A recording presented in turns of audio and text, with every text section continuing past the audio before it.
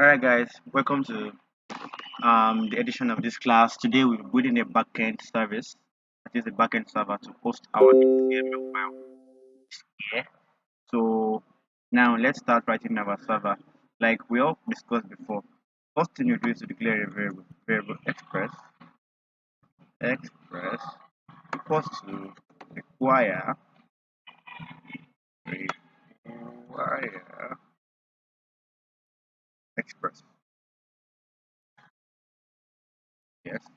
Then we will say variable path, that is path we want to import, equals to require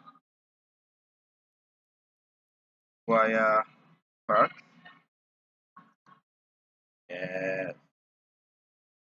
So we would assign the variable of express, value of express to app. So we say var app equals to express. So function. So what do we say next? The app dot get. So we would declare a directory here. Yes. Then this directory will take a parameter of a function. Then write our function. Then this function will have a parameter of a request and a response. Yes. And after the request and the response, normally you send a request, you get a response. Without a response, you can't request. And without a request, you can't receive a response. So the request comes first for a response.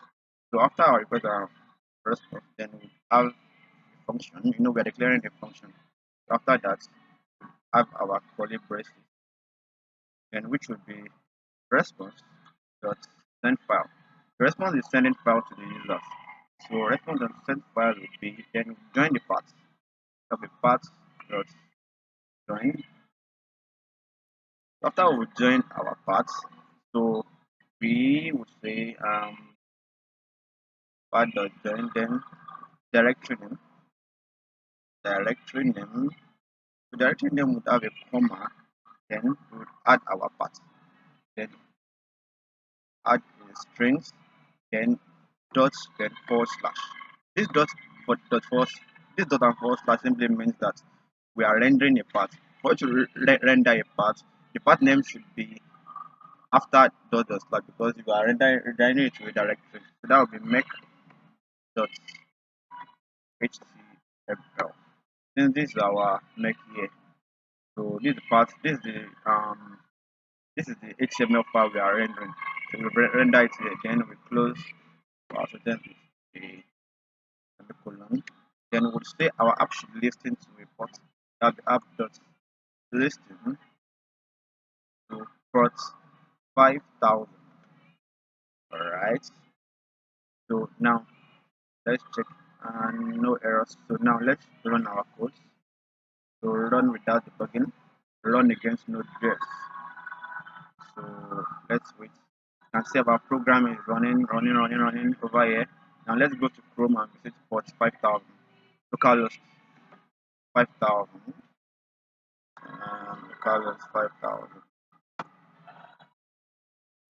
You can see, here's our localhost here. See? Let's do another tab, run the same thing. Um, Localhost 5000.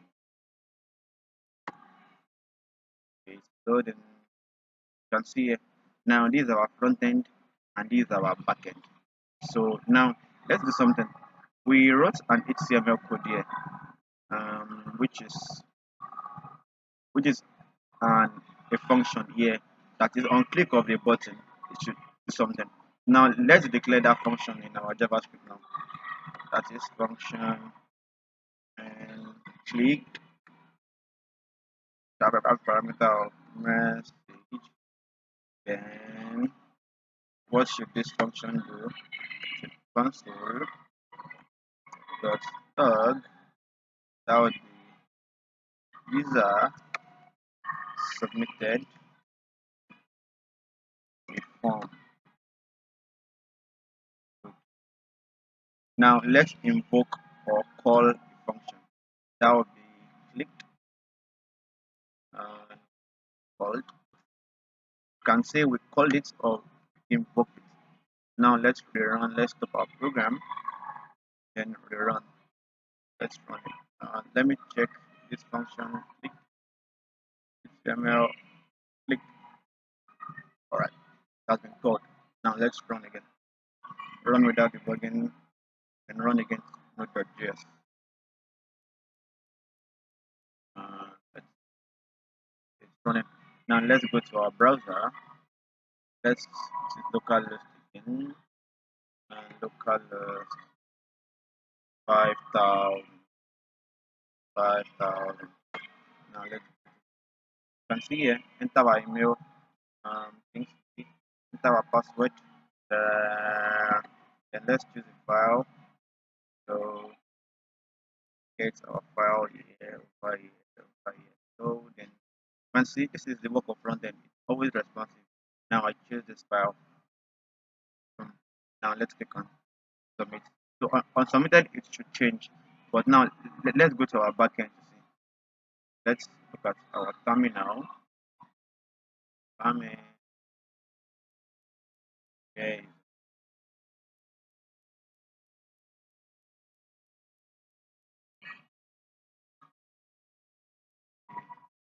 It's PS.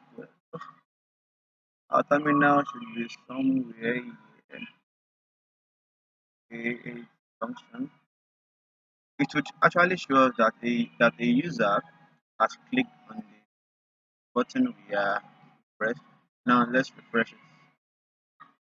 Let's refresh. It's running again. So terminal. Let's have a new terminal. Okay. We have a debug console already. Now let's stop the program. Okay, you can see user submitted a form that is two messages already. So that is how backend and front end works. Backend responds to the front end responds to the backend. So thank you very much for this class. Thank you.